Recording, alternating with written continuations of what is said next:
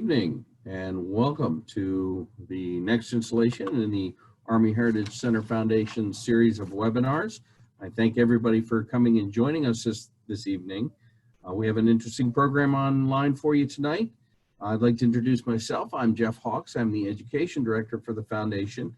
Mike Perry, who usually hosts these events, is unable to join us this evening, so he asked me to take over.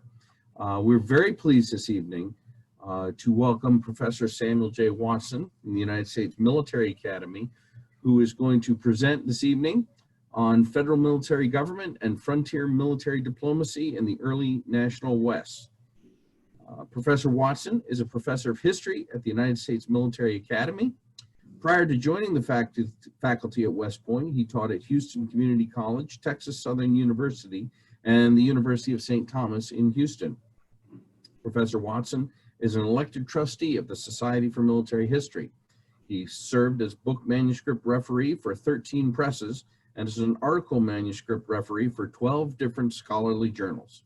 He has written nearly 80 book reviews in scholarly journals and has presented more than 40 papers at academic conferences, as well as more than 20 talks to the public. He's an author and editor for the West Point History of the American Revolution, the West Point History of the Civil War, and the West Point History of Warfare. In 2014, his books Jackson's Sword and Peacekeepers and Conquerors together won the Society for Military History's Distinguished Book Award. Tonight, he is here to discuss federal military diplomacy, Army officers, and the civil government on the early frontier. With that, I will step aside and introduce Dr. Watson. Thank you very much, and thank you all for taking part of your evening here. Welcome. I'm going to be giving you part of some of my current research. My previous two books, my other two books, were on Army officers, meaning regular officers, officers of the National Standing Army, not the militia, the volunteers, on the frontiers and what we sometimes call the borderlands, so a different way of saying frontiers, from just before the War of 1812 through the 18-teens in Jackson's Sword, and then the 1820s and 30s and into the 40s up to the verge of war with Mexico in my book Peacekeepers and Conquerors.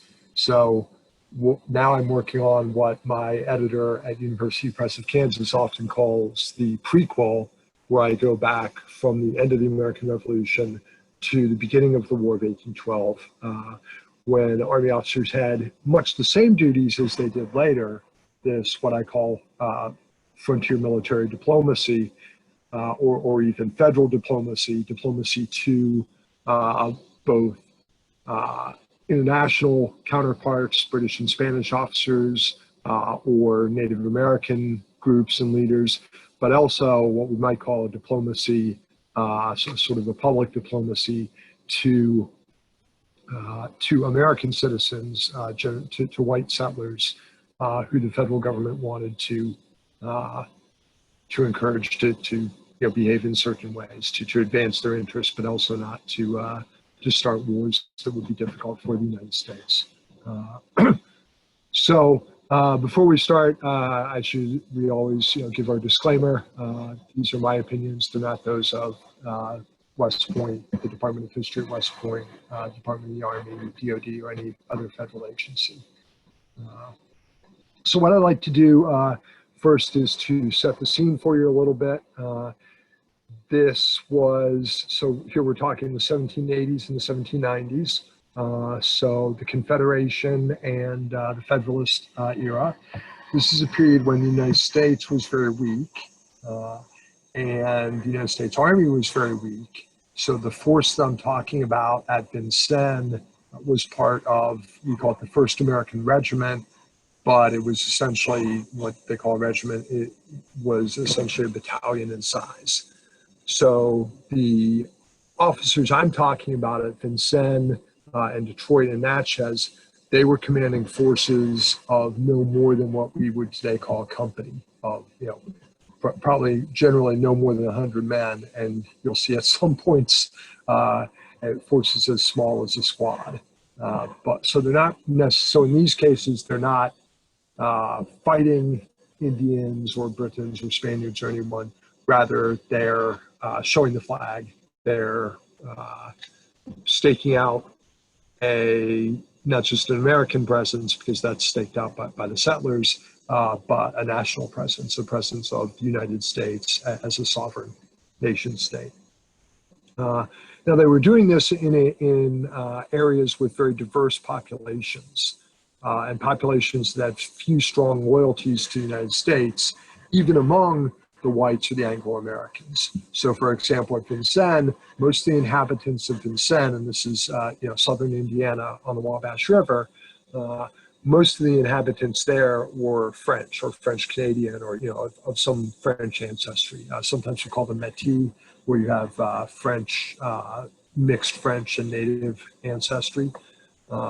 Then there were the American settlers, in this case mostly Kentuckians, who in turn had mostly come from Virginia, some from Pennsylvania, and then you had a variety of Native American who didn't usually live in Vincennes but came to trade in it.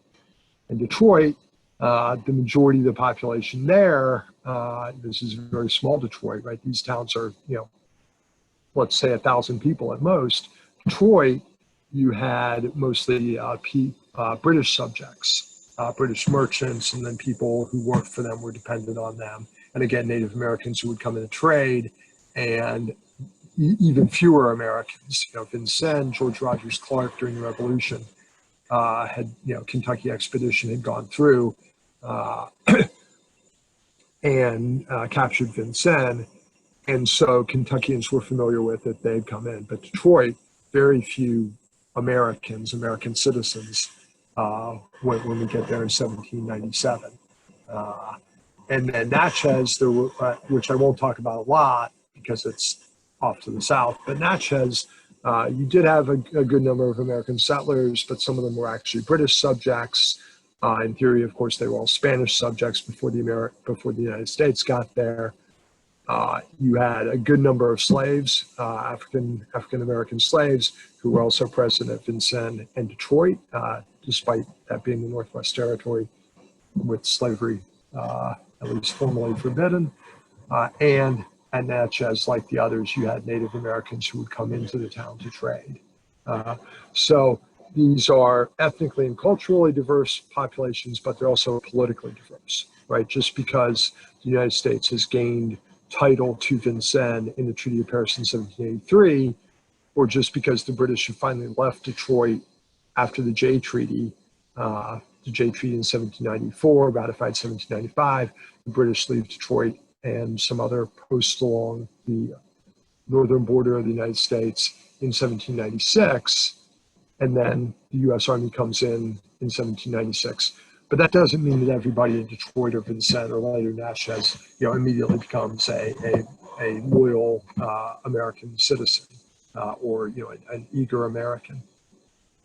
And so part of what I'll be talking about is what historians sometimes call the diplomacy of attachment or incorporation, of trying to attach the people of a frontier or a borderland to the United States, right, to draw them from their attachment perhaps to Spain or to Britain.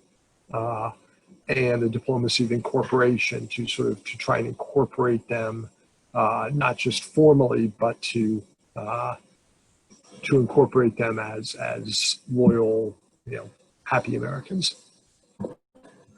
A third factor, so first factor, weak United States, weak Army. Second factor, diverse population and mixed loyalties. Third factor was the absence of civil officials from outside the region. So all of these places had local civil officials, right? Had town councils of some sort, or even mayors. But in Vincennes, they were mostly French, like the majority of the inhabitants. In Detroit, they were mostly British, the British merchants who employed most of the people and had influence.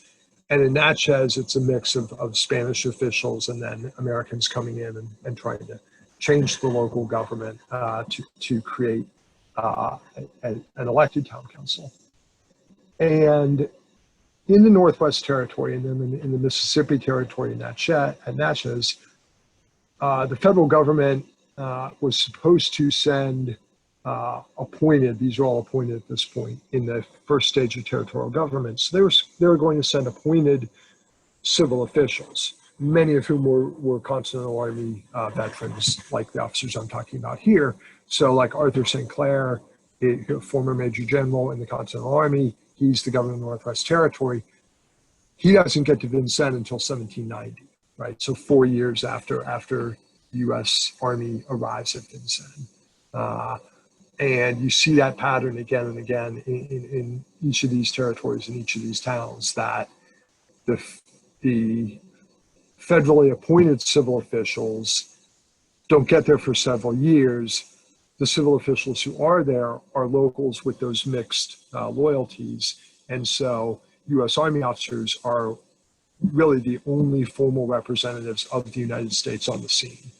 There aren't any State Department agents. All the other agencies we're familiar with today don't exist. And so like St. Clair, as territorial governor, he's actually under the State Department. He's not there. And the Army officers do not have, what we today call political advisors. They don't have like State Department or advisors from the State Department along with them. So it's really literally just these Continental Army officers, Continental Army veterans, I should say, who, have engaged in civil military relations extensively, but don't really have any experience in civil government or really, in formal diplomacy. So a lot of what we're talking about here is what we call informal diplomacy. And in British history, especially British imperial history, we often refer to people like these officers as the men on the spot, right? So the diplomacy here, there's the diplomacy up in the capital or between capitals. There's that, state to state diplomacy.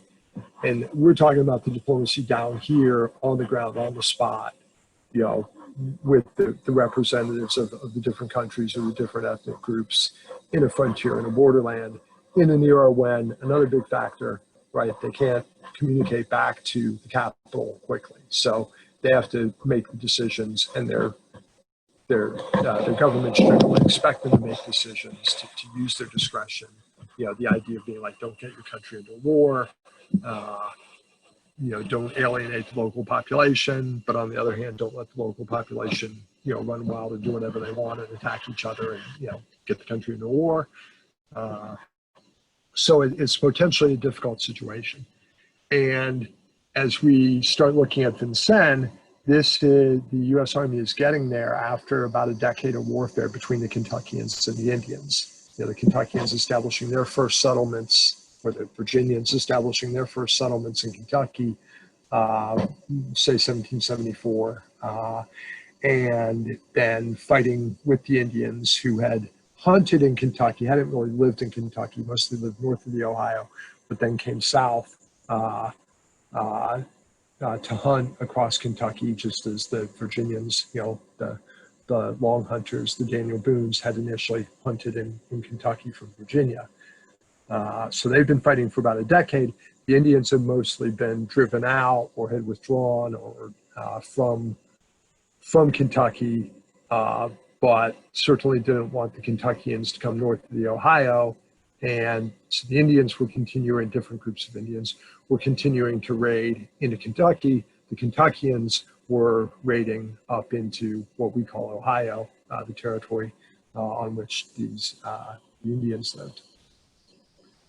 And then one final consideration here is that the United States government saw these so-called Western lands, the lands of the Northwest Territory, later the Mississippi Territory, as a source for land bounties to veterans, to Revolutionary War veterans, and also to fund the government through the sale of these public lands, right, to fund the debt, which Alexander Hamilton will come up with his funding plan, and we call funding an assumption to assume the state debts, or at least state debts from the Revolution, and to fund those. And of course, Hamilton has a variety of ways of doing that, excise taxes, whatnot. But one of the biggest revenue sources, or potential revenue sources, was public lands. And so one of the concerns the federal government had was, well, what if all these Virginians or Pennsylvanians come and occupy the lands, we call it squatting, right, rather than purchasing them. And then the United States' democracy, are we really going to be able to like force them to pay for that land? Think how much of a political difficulty that'll cause for whatever administration or whatever party is in power. On the other hand, we don't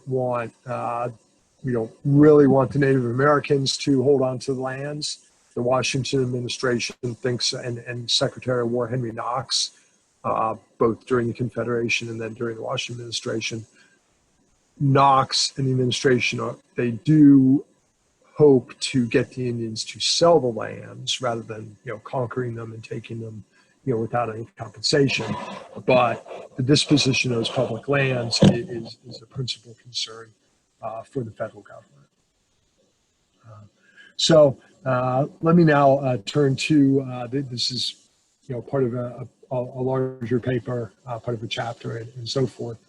So I'm going to do a bit of reading because having written it all out nicely and smoothly, you find as a speaker that sometimes trying to write, you do an outline and then you try to speak from the outline and you start wandering around, right? And you go off on tangents, and then and so sometimes to write an outline doesn't take more work, but it can be more difficult. Whereas the paper, you can focus on it, and you know what you're saying, and you've read through it, and you've gone through it, and you can be, as historians like to be, you can be precise. So could we have the next slide, please? So this is a period map on which I've appended the various points, Detroit and St. Louis in red for the British, at least at the beginning of this period, and St. Louis under Spanish control. And then Cincinnati and Fort Washington, that basically Cincinnati grew up around. Vincennes, which is Fort Knox, once they established that in the expedition I'll talk about. Fort Massac is a little bit later, but that's at the confluence of the Ohio and the Mississippi. So just to give you a point of reference down there in the lower left-hand corner. And then Kaskaskia I'll mention in a couple minutes. You might also, I've put, when I created the PowerPoint, I put most of the images to the right side of the screen, and I noticed that's where my image is. So yeah, I think you can control your on your Zoom, you can move, the image of me, you can move that over to the left side, so you can see the images more fully. So I initially conceived of and wrote this paper as one about civil government by military officers. And then I expanded it, because all these things are connected, into diplomacy, because again, you have you can do it almost as a three-dimensional, and if my PowerPoint skills were better, I'd draw this somehow. But here's the federal government. Army officers come down. Maybe down's not the best way to put that. I guess out, but I want it to be three-dimensional. So they come out or down to this frontier locality, right?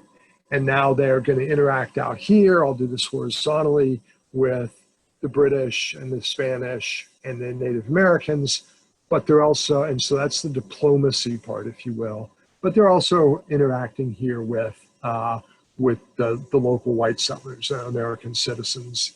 Usually they're Americans, so American citizens.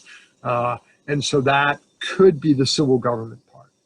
Now, the military officers generally would prefer not to engage in civil government, but again, there are no federal civil officials, civil officials appointed by the federal government, responsible loyal to the federal government, right? That the local civil officials are, this ethnically, culturally, and politically diverse group with mixed allegiances. Now, civil government by military officials has been a rarity in U.S. history, and it seems particularly improbable during the nation's first decades, when suspicion of standing armies was so strong. Yet military government which means here government by military officers, but not necessarily martial law, right? Those are two different things, was not unknown during the early republic. Military government in the early republic was neither usurpation of the sort that the revolutionaries had feared, nor was it merely incidental, right? It's a result of these contexts, these factors that I've discussed so far. Instead, during the Federalist and during the Jeffersonian eras, because you see this repeated in the occupation of Louisiana and then Missouri, and the government during the first year or so in each case there is largely by military officers. So during these years, there were short periods of military government that were contingent, that were dependent on the context of these unstable frontiers, unstable politically, unstable culturally, unstable ethnically, and the new international borders in the new nation's West. Without federal civil officials on the scene facing populations divided among old and new settlers arguing land claims amid war between white and Indian frontiersmen, a military commander oversaw the community of Vincennes in the Northwest Territories in the late 1780s for about 4 years. More junior officers helped govern Natchez during the first days of American rule in Mississippi a decade later, while the Army's top commander asserted martial law in Detroit at that same time, 1797. These three cases were rooted in common context but distinctive circumstances. So as historians, we always try to both see the connections, see the patterns, see trajectories to synthesize, but we also want to be able to talk about specific differences, that there are apples and oranges, and it's not all the same, and we can't necessarily compare the one situation to the other or group them all together. In each of these cases that we're looking at today, U.S. authorities were arriving in borderlands communities for the first time. Several years after Vincennes became U.S. territory in the Treaty of Paris in 1783, but as British and Spanish forces were withdrawing from Detroit and Natchez under the terms of the JAMES treaties ratified in 1795 and 1796. In none of these cases was extended military government, much less martial law, intended by Congress or the civilian executive branch. Next slide, please. In 1787, the U.S. Army's commanding officer, Colonel Josiah Harmar here, this is the only image of him I could find, led a force to Vincennes, a largely French town, to assert U.S. authority to separate Kentuckians and Indians and to conciliate the French inhabitants by sorting out land claims. Unable to clarify the situation in the short visit, Harmar left an experienced Major John Hamtramck, next slide please, to command the new post, the farthest west that the United States possessed. So this is an image, and again, here you might want, if you can, to move your, let's see if I can do that for myself.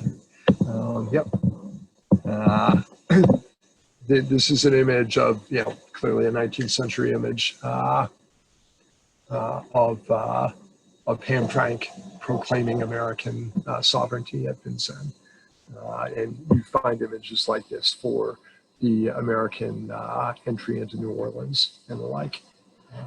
This was the farthest post, the farthest western post that the United States possessed, even though its sovereignty, extended to over to the Mississippi River. In the absence of territorial civil officials or federal civil officials, the inhabitants, particularly the French, looked to Hamtramck, who was a French Canadian by birth, for an opportunity to demonstrate their attachment to the United States and for support for their land claims. The Francophone Hamtramck proved easygoing and expressed little anxiety about the multicultural population, in contrast to Harmar, his superior, and we'll see James Wilkinson later on. Although Hamtramck made few crucial decisions, he also made few enemies for himself or for the United States. Next slide, please.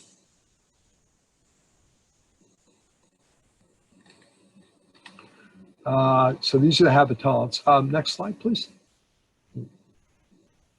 Okay, so a decade later, James Wilkinson, commanding general of the small National Standing Army station in the West, after Anthony Wayne's death, arrived at Detroit, where most of the important citizens were British merchants trading with the Indians. Though the most experienced of the officers in the study, Wilkinson was also the most self-centered, authoritarian, and easily roused to suspicion. In 1797, the general, an inveterate conspirator himself, who had been involved with Kentucky separatists and was paid by Spain for intelligence, expressed Federalist fears of French conspiracy and subversion in the volatile West, where French agents were said to be reconnoitering the Ohio River, even after the decline of that Kentucky separatism and the failure of Franco-American threats against Louisiana and Florida. Next slide, please. Yeah, so this is an image from 1793 of Detroit with the fort, of course at that time the British fort, and the rather small town along the shoreline. Despite Wilkinson's federalism and the Jay Treaty's provisions for essentially free trade across the Canadian border, Wilkinson felt little empathy for the British merchants who dominated the Indian trade to the Northwest, or in the Northwest, whose operations were centered at Detroit. Instead, the general demanded the enforcement of U.S. laws limiting trade with the Indians to American citizens or merchants given passes by senior territorial or military officials, which at that point meant Wilkinson. As in Vincennes, it took more than a year for federal civil officials to arrive in Detroit, which was effectively governed by the British merchants until Wilkinson arrived. Yet Wilkinson's angry declaration of martial law, something you see him do again in New Orleans at the end of 1806 during the Burr conspiracy, his angry declaration of martial law was ultimately sparked by threats to the Army's institutional discipline, the easy availability of liquor and the proximity of the border with Canada, which enabled numerous desertions by the enlisted soldiers under his command. Mass desertion could cripple the Army, and British domination in the Indian trade certainly ran counter to long-term American security interests, but the usually suave general created unnecessary friction trying to impose his will contrary to the nation's treaty with Britain. Yet British officials proved conciliatory, particularly regarding the arrest and return of American deserters, and Wilkinson had plenty of tasks elsewhere, so when he left, the town settled back into its routine after a month or two of furor.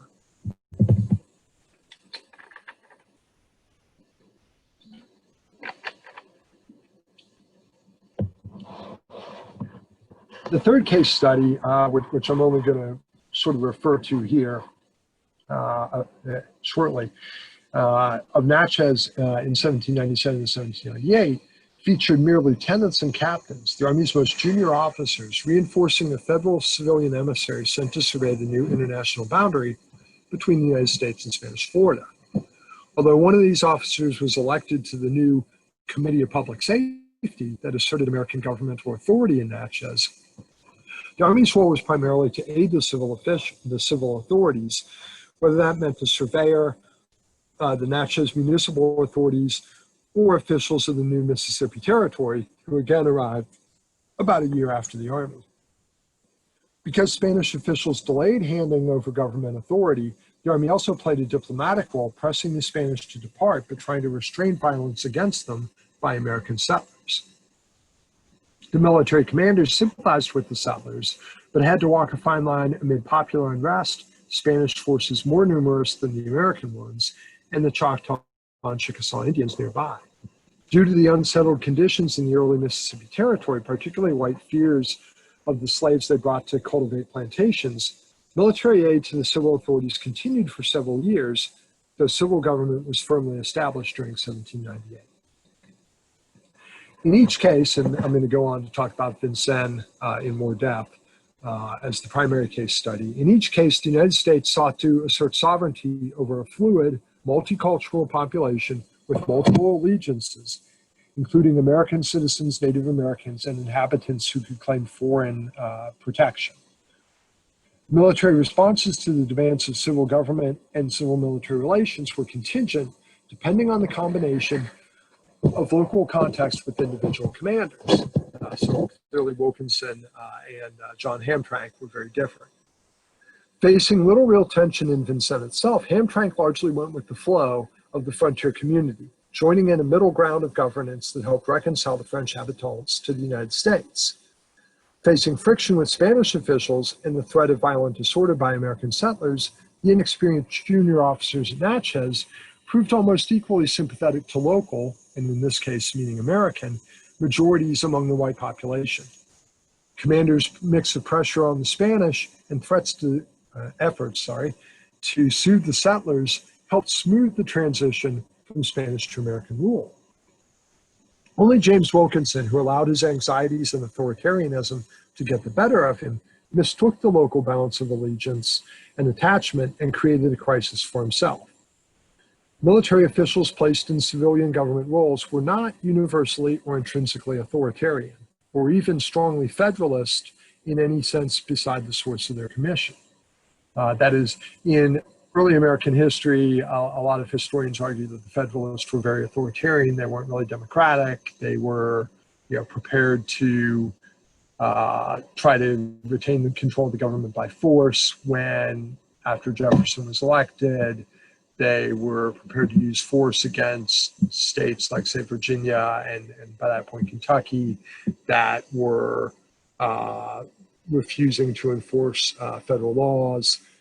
And so a lot of historians tend to believe that, when you say federalist, you mean authoritarian, militarist, belligerent, etc.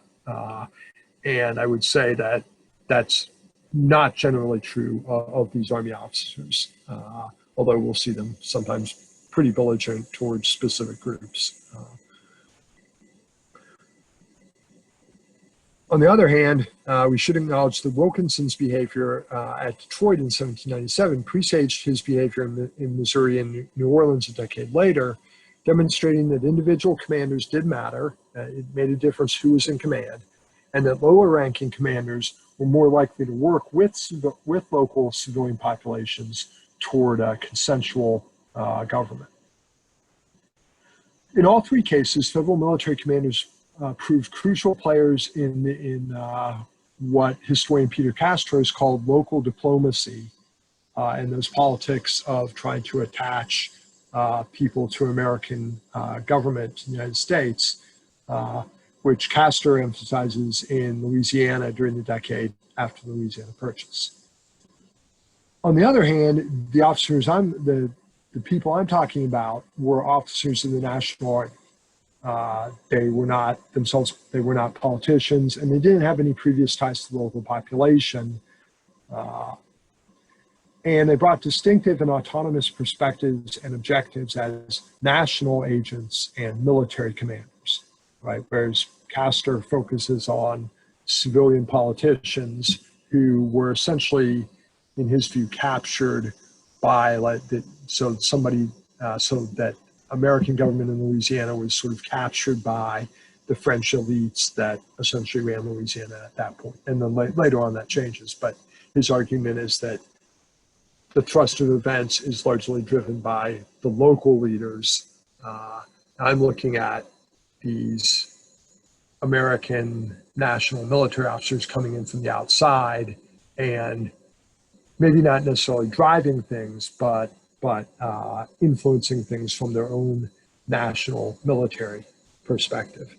And so I call this, rather than a local diplomacy, I call this a frontier or borderlands diplomacy of expansion, American national expansion, territorial expansion, as well as incorporation, focused on extending and consolidating U.S. sovereignty by excluding other international actors from influence in newly ceded territories, usually meaning the British and the Spanish, while trying to win the allegiance of their culturally diverse populations, or at least, say, the French and the British. They're not really trying to win the Indians' allegiance, although, again, they don't really want to fight, expensive, costly wars with the Indians. They don't really want to necessarily to attack the Indians, although we'll see some exceptions to that.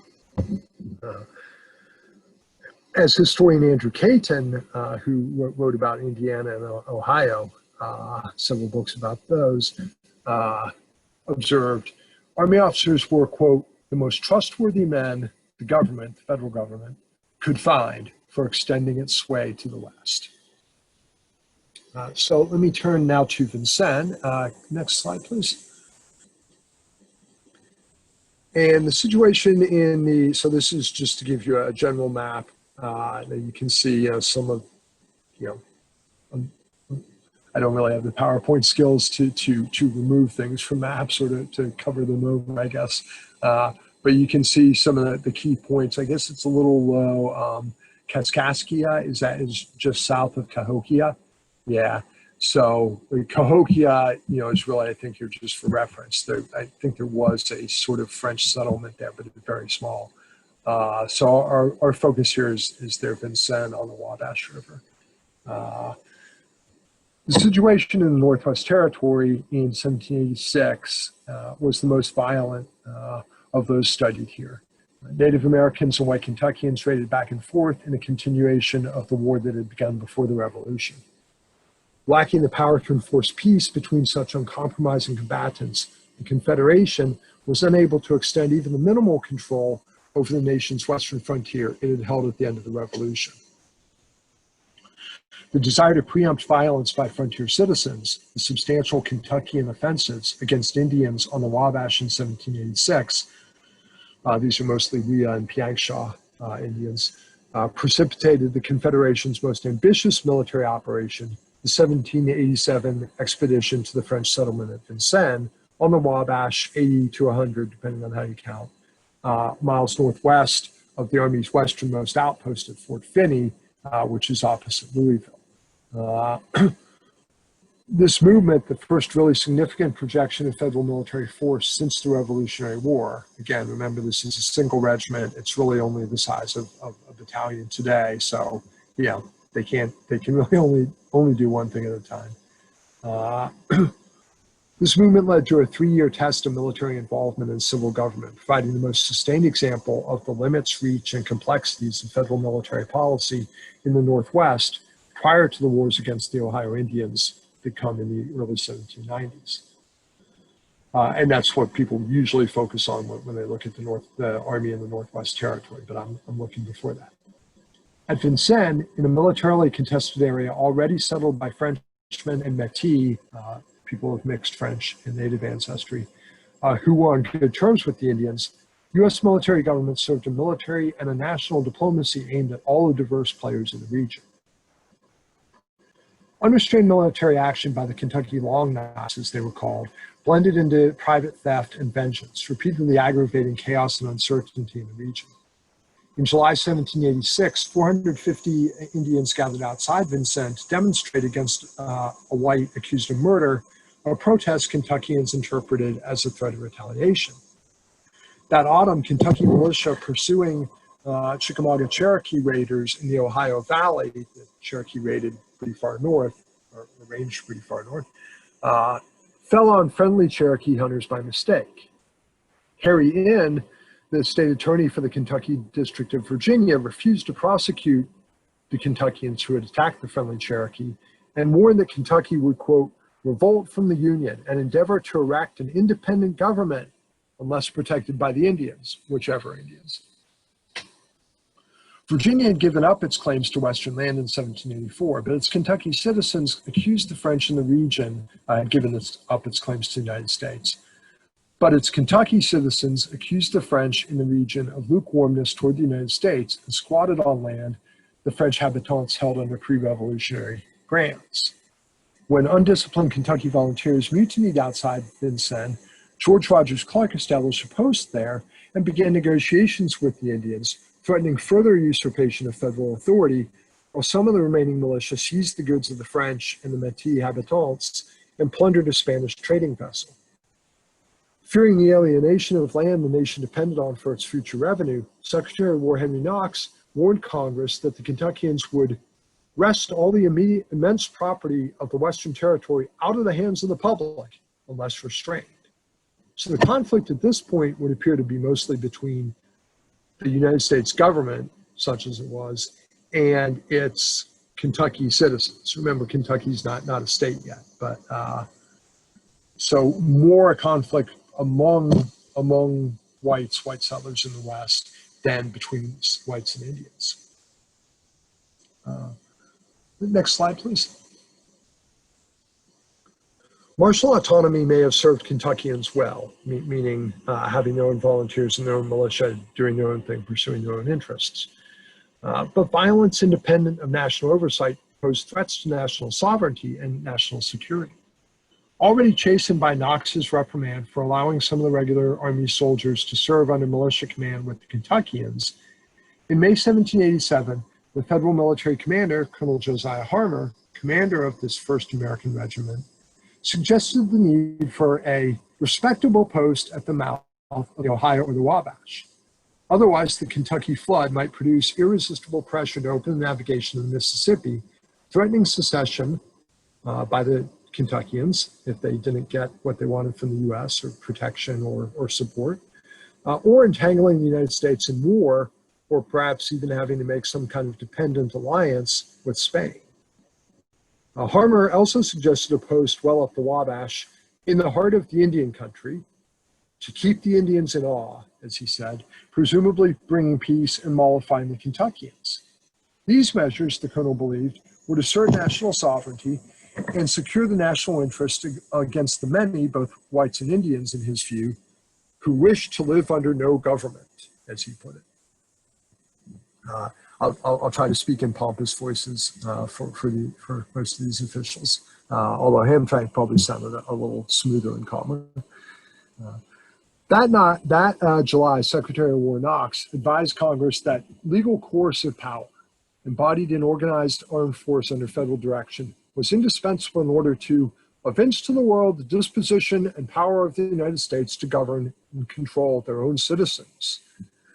A basic requirement of national authority and of national integrity in the physical sense should Britain or Spain use Kentucky aggression as an excuse to aid the Indians.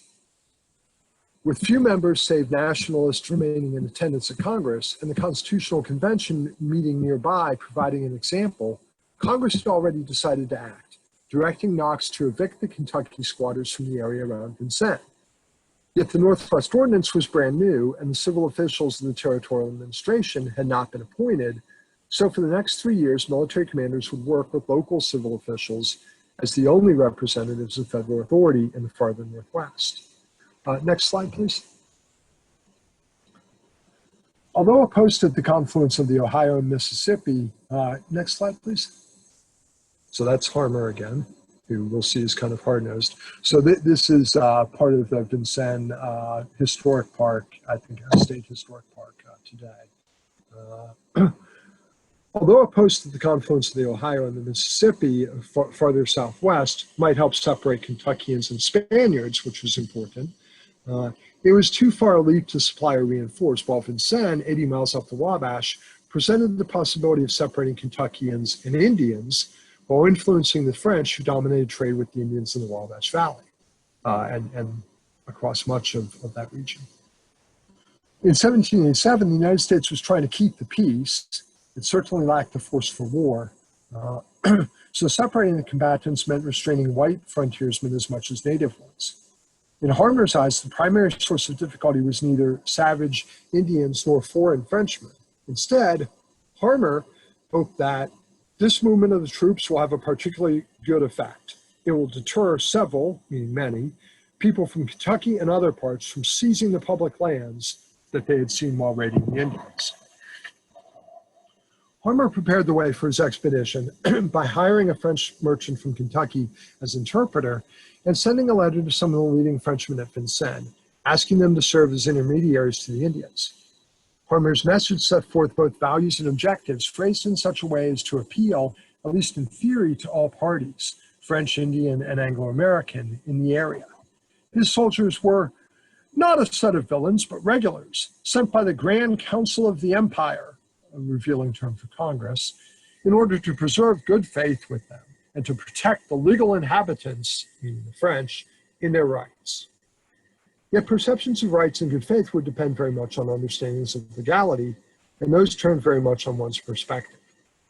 With French assistance, Harmar tried to identify land that was legally held, but he was unable to determine, and perhaps unwilling to assert, the accuracy or validity of conflicting land titles. Instead, he prudently decided to wait on Congress to do so, urging the French habitants and their American friends to petition Congress and accept its justice. And the French did that. They petitioned Congress. Meanwhile, parties of Indians killed a soldier and captured another.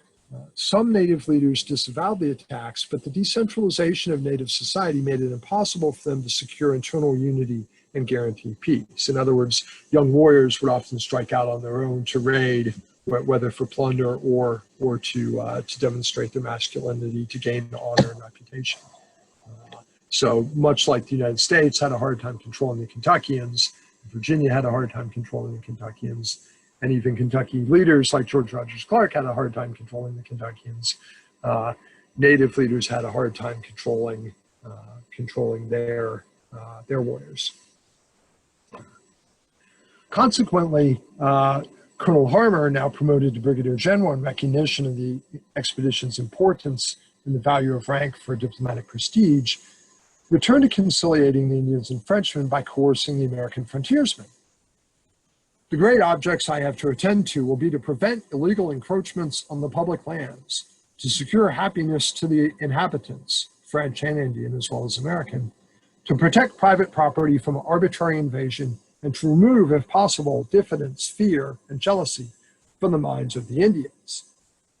So Harmar sees his primary mission here as reassuring the Indians, not the Kentuckians. Having established Fort Knox at Vincennes, Harmar set out on a further, smaller expedition in support of his objectives, taking 20 or 30 soldiers, again, a platoon in today's terms, to Kaskaskia at the edge of Spanish territory on the Mississippi River in the Illinois country, to deter Kentuckians from squatting on the public lands there. And next slide, please. Leaving his troops at Kaskaskia, this is not an image of Kaskaskia, this is just another image of recreation of Vincennes today. But leaving his troops at Kaskaskia, the senior military officer of the United States, Josiah Harmar, was, the commander of the 1st American Regiment, which was the only federal military force in the nation.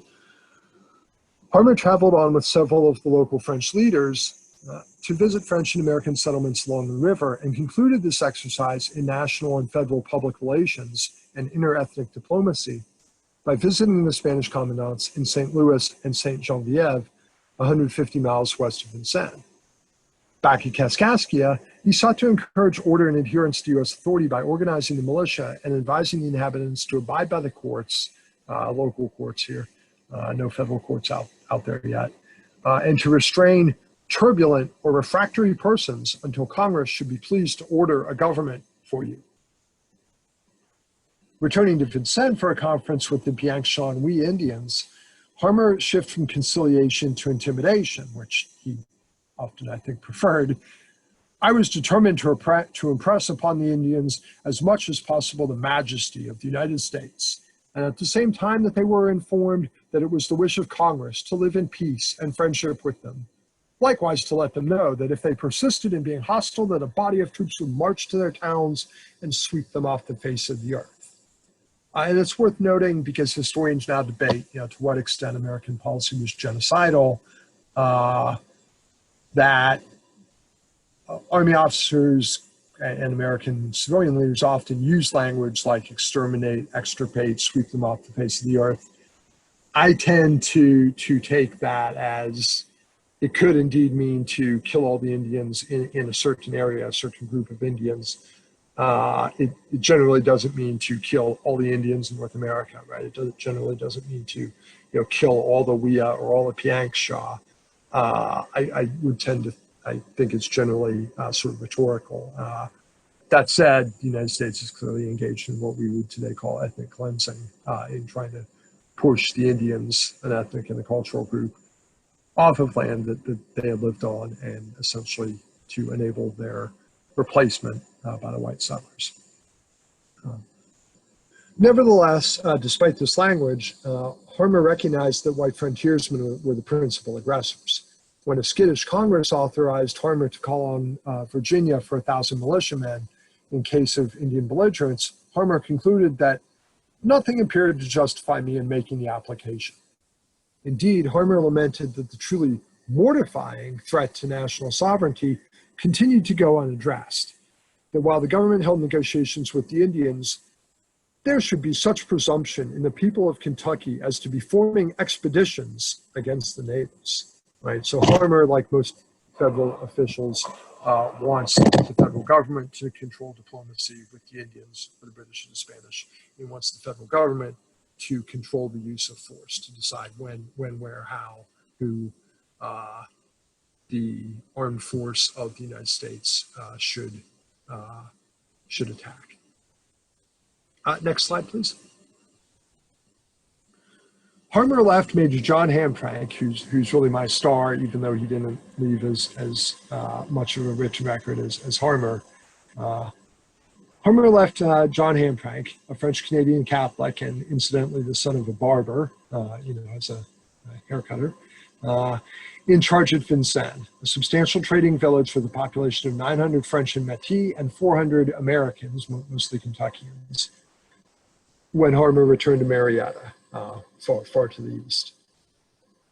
Hamtramck found the civil government at Vincennes disorganized and unpopular among the residents, but he did not want to assume civil authority, and he felt unable to respond to pleas for assistance until he was given more government or more guidance about the extent of his authority.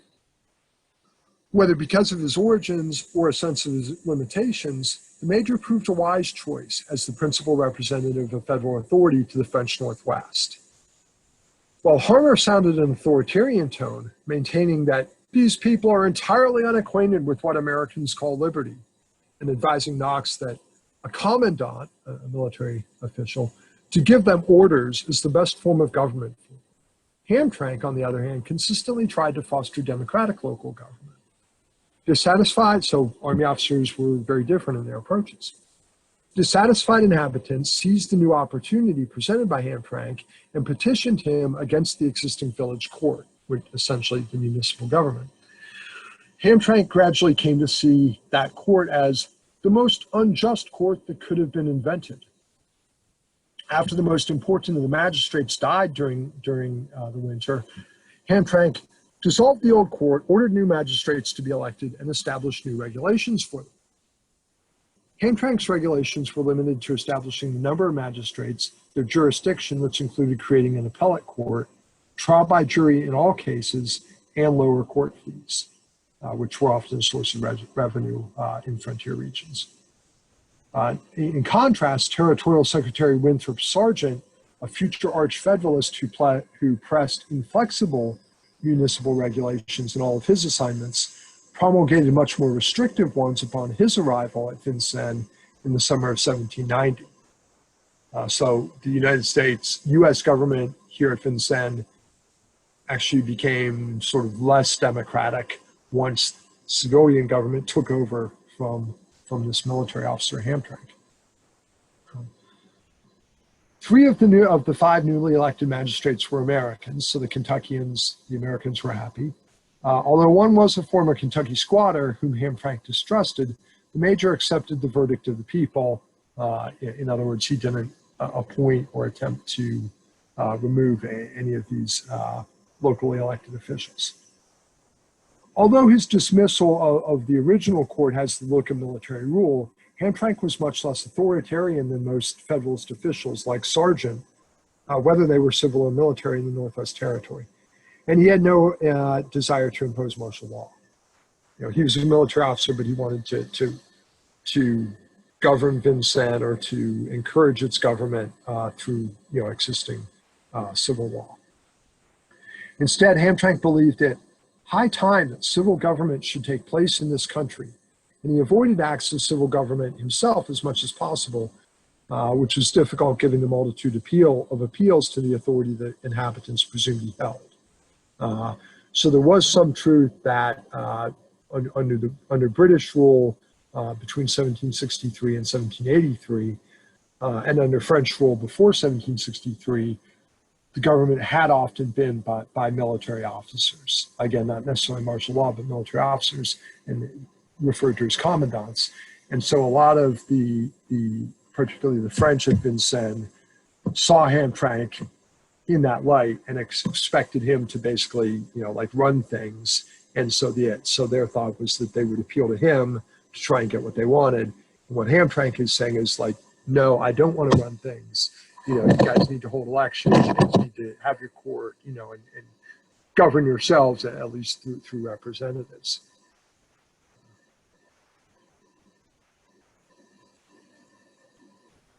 Hamtramck was waiting for federal civil officials, but when Governor Arthur St. Clair's planned visit from the Ohio, which was intended to establish legitimate civil authority and appoint local civil officials, when that visit was delayed, Major advised petitioners from Kaskaskia that the people should elect magistrates themselves in every village.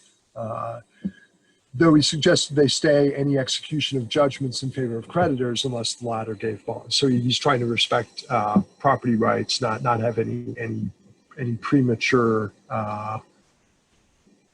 land exchanges or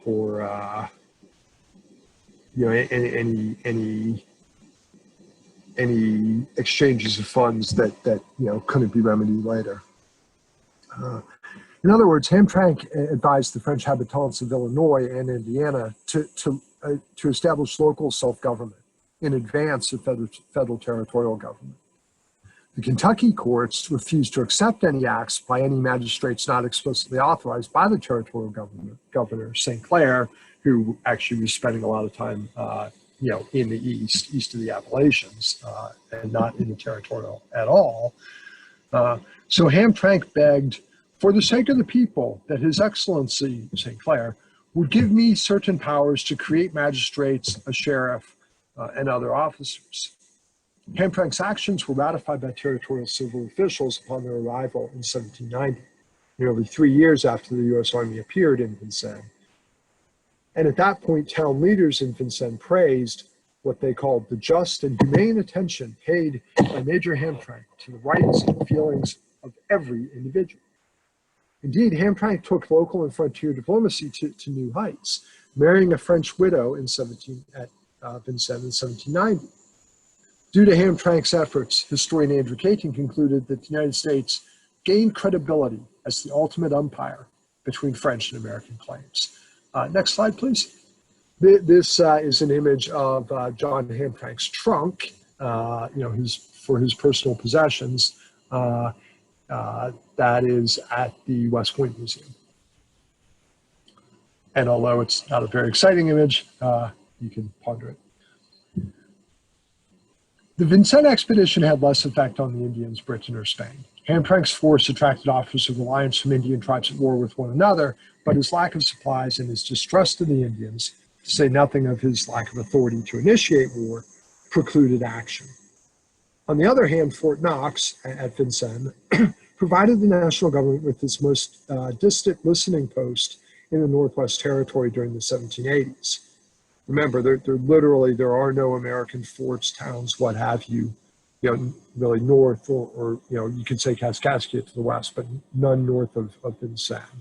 None north of the Ohio River in this period. There are Americans settled as individuals, families, small groups, but and Marietta, just across the Ohio River toward the end of the decade. But despite although the United States claims really all the way to Minnesota, there are no American agents or positions or outposts in what we call Minnesota or what we call Michigan or what we call Northern Illinois or what we call Wisconsin or what we call most of Ohio.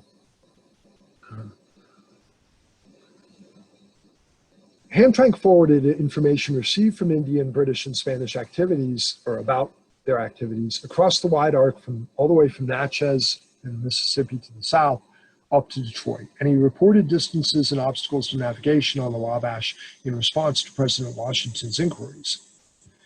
Yet Hamtramck's troops did not engage in punitive or offensive operations against Indians until Harmar led the first federal offensive to defeat in 1790. And Hamtramck's letters show him more concerned about maintaining his force in the face of supply difficulties and Indian harassment than by demands that he act in a civil capacity, which he accepted only as a temporary necessity. Survival was Hamtramck's first priority. So you could certainly make the argument that Hamtramck's reluctance to get involved in civil government was based on his attention to more urgent matters of supplying his troops and their health care, their limited health care, since they were often ill. Andrew Caton has observed that Harmar, Sergeant, and especially Hamtramck, right? Harmar, the authoritarian commander of the 1st Regiment, Winthrop Sergeant, the authoritarian Federalist civil official, although also a Continental Army veteran, and especially Hamtramck, succeeded in establishing the authority in the United States more securely than that of any previous foreign powers, that means Britain, Spain, or France, in the Ohio Valley or the Lower Wabash. Right, so you think that the French before the French and Indian War, then you think the British between what we call French and Indian War and the Revolution, right? Caton, who has passed away, but is we would regard as the leading expert on this, thinks that despite Hamtramck often having no more than a squad or a platoon or a company's worth of soldiers, his presence and I would say his diplomacy, his willingness to sort of work with the locals toward mutually beneficial ends, succeeded in establishing the authority of the United States more securely than that of any previous foreign power in the Ohio Valley or the Lower Wabash. Yet Hamtramck's efforts were still a holding action, demonstrating more federal intent than actual sovereignty. The difference between presence and action was evident in the Army's lack of casualties. It did not lose a man to Indian attack or while evicting white squatters, its only actual offensive operations, if you want to call that offensive, until the summer of 1787, when its focus shifted from squatter removal to protecting American surveyors north of the Ohio. By 1788, the primary mission had become protecting settlers, and Ottawa and Ojibwa war parties launched deadly attacks on an Army camp along the Muskingum in Ohio. Changes in policy and the dead soldiers that came of them led to changes in attitude. Josiah Harmar responded to the bad news by asking for more troops, that we may be enabled to sweep these perfidious savages off the face of the earth. Federal Army officers had frequently referred to Indians as savages, but had not drawn such sweeping conclusions about military action against them. Emboldened by the authority granted in the new Constitution, federal policy formation began to echo Harmar's assertions of sovereignty with greater force at the end of the 1780s. Now backed by the power to tax and destroy under the Constitution, Secretary of War Knox hoped to assert true national sovereignty over the inhabitants of the borderlands, recommending that government, a term many federal officials used as a synonym for the executive branch, must keep them, both whites and Indians, in awe by a strong hand and compel them to be moderate and just toward each other. This is Knox trying to maintain some sort of objectivity in the balance between whites and Indians that obviously he did not maintain, perhaps could not maintain, but certainly did not maintain later on. In August 1787, a congressional report argued that authority over Indian relations was national, not state, not local, but national, United States, and indivisible. Again, not to be delegated to the states or to the Kentuckians in this case. A perspective that presaged Knox's opinion that Indian tribes constituted foreign nations within the United States to make treaties, akin to those with European states. This interpretation, combined with Knox's continuing hopes for some benevolence toward the Indians, implied a policy of restraining white expansion, even as raiding escalated into undeclared warfare in the Ohio Valley. The new direction soon bore fruit in the first Trade and Intercourse Act of July 1790, forbidding purchases of Indian land by private individuals. So I could not just go out and get some Indians to sell me their land. Or probably, try to intimidate or force them to sell me their land very cheaply. Strengthened in 1793 by specific punishments for those squatting on Indian lands, and in 1796 by the delineation of, at least temporarily, specific boundaries to white settlement, like literally, it's a very long paragraph that goes from point to point, that you could draw the lines on a map. The Intercourse Act provided the legal basis for federal regulation of relations between whites and Indians, authorizing the president to use force to expel white squatters on Indian lands. Yet in the absence of a national police or reliable, meaning nationally directed militia, that force could only be the Army. But the Army was too small and American government too democratic to permit the enforcement of an objective justice. Given frontier racism and white presumptions of entitlement to land and resources held by the Indians, the enforcement of an honorable tranquility, as Knox put it, would have to be authoritarian to be truly just or effective. It would probably require martial law, which Army officers would sometimes advocate. Winfield Scott, I have a quote somewhere, he advocates martial law in the West to keep the whites from attacking the Indians around 1843. Knox himself would later recommend martial law, presumably less favorable to white frontiersmen and more impartial to Indians than that of states and local juries, to punish Indian crimes against whites and whites who attacked the Indians. But Congress ignored Knox's suggestion, a sure road to political perdition, when whites could vote and Indians could not. Although Harmar's expedition to Vincennes had some impact in calming, or at least suppressing, tensions between Americans and Frenchmen, his regiment's operations to remove intruders from Indian and public lands had little of the desired effect on Kentucky's martial autonomy on its expeditions. The garrison at Vincennes was unable to stop raids, whether by Indians or Kentuckians, during 1788 and 1789, leading Hamtramck at Vincennes to lament the mortifying, as he put it, inadequacy of federal authority. Despite Knox's hopes, military commanders increasingly saw war against the Indians as a comprehensive solution to questions of peace, order, and national security and growth in the West.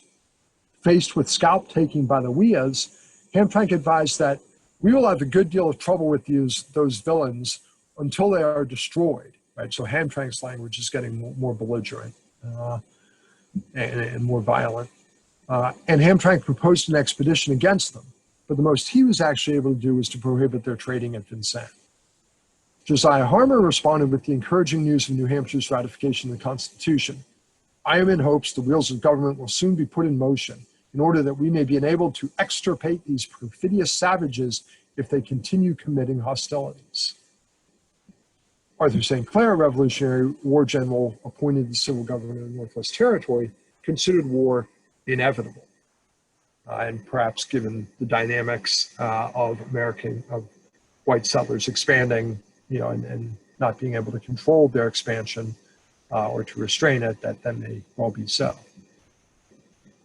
Anger at the Indians did not mean satisfaction with or among the Kentuckians. In August of 1788, with Hamtramck at Vincennes, a force of 60 Kentuckians murdered 9 friendly Piankeshaw Indians in the vicinity of Post Vincennes. As Harmar observed to Hamtramck, this is really setting the sovereign authority of the United States at defiance. The leader of the Kentuckians deserved to be hanged.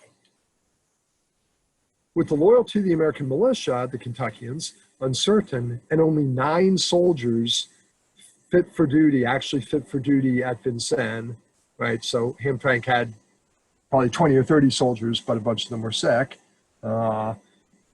With only 9 soldiers fit for duty, Hamtramck had only been able to lecture the Kentucky leader and order him to lead Vincennes. The Kentuckians led Vincennes, but they were unable to prevent the marauders from taking horses from the French and Indians. Never was my feeling so much wounded, Hamtramck lamented. Right? He's feeling the injury to the nation's honor, to the Army's honor, and to his own honor, that he was unable to stop this lawless behavior by the Kentuckians. Major state-sponsored expeditions sponsored by Virginia, like those led by George Rogers Clark and Benjamin Logan, ceased after June 1789, when Virginia Governor Edmund Randolph enjoined the Kentucky county lieutenants who served as militia commanders against acting outside federal auspices. Yet 200 Kentuckians under John Hardin struck the Wea villages on the Wabash that August, and rumors of unauthorized warfare continued unabated. In September, Arthur St. Clair wrote to President Washington that the Kentuckians would retaliate on their own if not calmed or supported by federal military action. Recognizing that war would inevitably ensue, St. Clair argued that the handful of national troops cannot possibly act offensively by themselves. And he recommended mobilizing the Kentucky militia under federal auspices, which would restrain them from independent operations while presenting the Indians with a force of sufficient power to intimidate the natives into negotiating without actually having to go to war. Lacking substantial forces of his own, the new national government would be compelled to employ state troops for several years to come until a series of frustrated plans and a pair of catastrophic defeats demonstrated that they were no substitute for regulars. How am I doing for time? I think we are at about 70 minutes. So. Okay, yeah. So I'll jump to my conclusion here. I actually cannot. I don't have a. My clock does not appear on my computer screen in Zoom. So I'm skipping over Detroit. Again, Detroit was really a very sort of a unique situation. You had James Wilkinson, who was very easily flustered, who was very authoritarian, who was very suspicious, maybe because he was involved in so many conspiracies. And he and a lot of people at the time were afraid that the French were trying to stir up unrest in the Northwest. But the real issue was that he arrived in Detroit. His soldiers, a lot of the soldiers were deserting. It's not really clear. We don't really have the records to tell us whether there were actually more soldiers deserting after he arrived than before. I don't think he brought, like a harsher discipline or anything, but the soldiers being so close to the Canadian border, it was, they would desert, they would go across the border. Wilkinson got into it primarily with the British merchants because he then used what was pretty standard authority to say, okay, no more alcohol sales within the boundaries of my post, within my fort. And of course, the soldiers could actually go off. In theory, they could go off post. I assume he restricted them to post. So the British merchants had lost this source of revenue. They were unhappy. They complained. He also tried to limit some trade between the British and some of the Indians nearby. British merchants complained. Wilkinson actually worked pretty smoothly with British military officers, and at other points later he worked pretty smoothly, like at Natchez, with Spanish military officers, in essence to exchange deserters. Like if he caught British deserters, he would send them over to the British. And if the British caught American deserters, they would send them over to the United States. There were some legal complications with that. And so later, when things became more settled, that was more difficult to do, and it would sometimes cause diplomatic controversies. But the key point here is that Wilkinson, the commanding general of the Army, was not very respectful of the local civilians, who after all were mostly British subjects who he reasonably distrusted, but he got on rather well with his British military counterparts. Anyway, Wilkinson had to go off and do an inspection tour. He left, things settled down. I think, in fact, John Hamtramck was his successor in command there at Detroit, and Hamtramck, being a rather mellow individual, settled down, and the thunderstorm came to an end. So in conclusion, let's jump to the next slide, please. See if we have something besides Hamtramck's trunk. Not St. Clair. Next slide. St. Clair's absent. So there's Detroit for you again.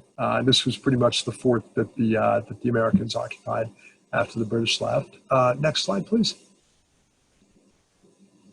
Okay, so there's Wilkinson.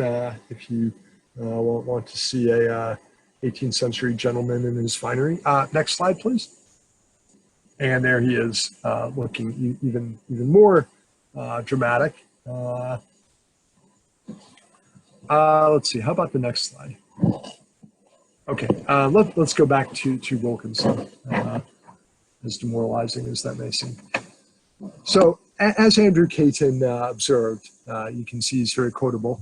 The small efforts of the United States had an impact well beyond their intrinsic importance or strength in the Old Northwest, precisely because there was a fairly balanced contest between Indians, American frontiersmen, and French habitants.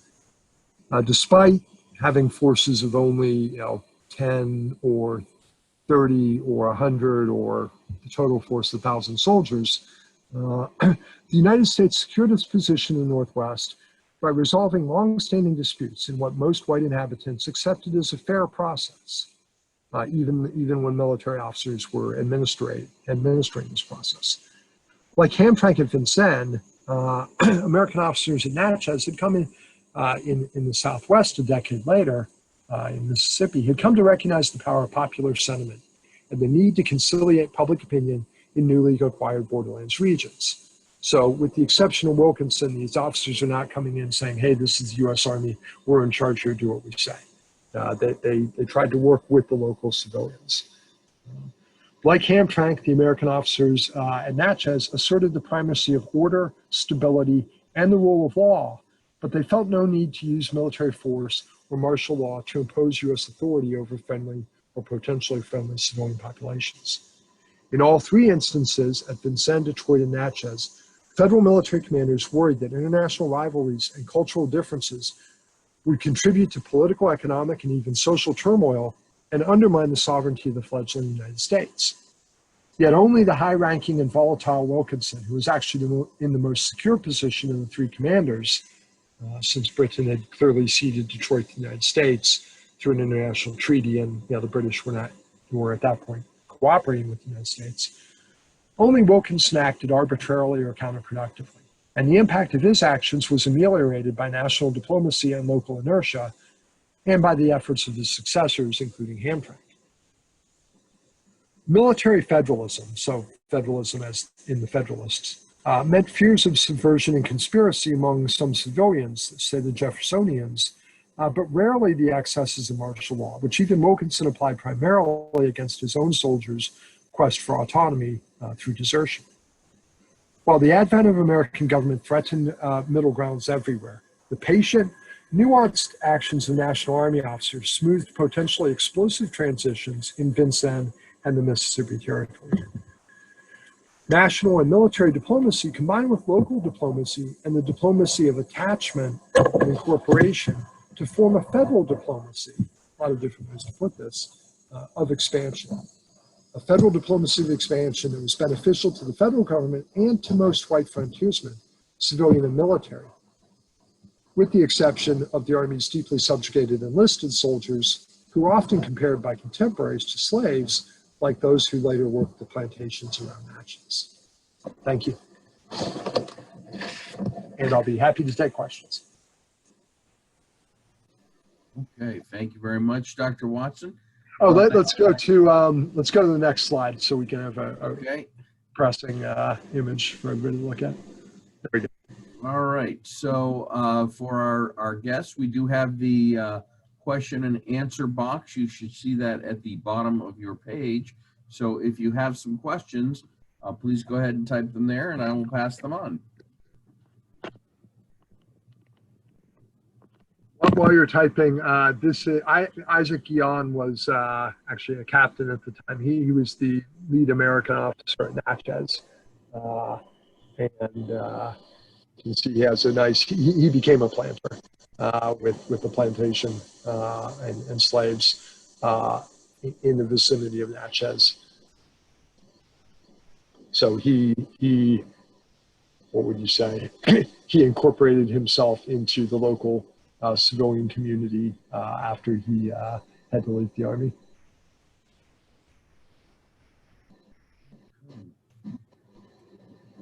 It looks like we don't have any questions. I think you've done a thorough job and pretty much covered the waterfront. So Thank you very much for joining us. Thank you for the time. Oh, wait. Hold on, something.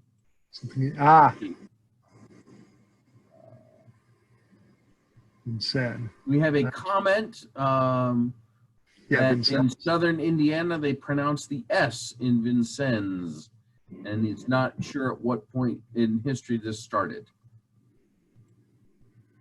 I don't know either. And I actually went to Indiana University for my undergraduate back in the early 80s, but I haven't been to Vincennes since then. Okay. And we do have a question. Somebody wanted to know, Mike Perry wanted to know, how did the British and French officials react to U.S. actions?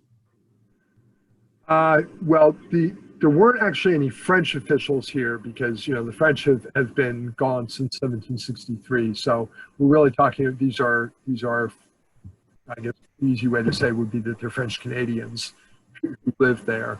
Now, those who had been elected, like onto the town court, the municipal court at Vincennes, they reacted very positively to Hamtramck. I think that their first concern was to have their existing land claims ratified. They were worried that the Kentuckians were going to come in. You would have American law versus the old French law that the British had generally respected, and suddenly the French would lose all their land. And they did lose some land, but not nearly as much as they thought.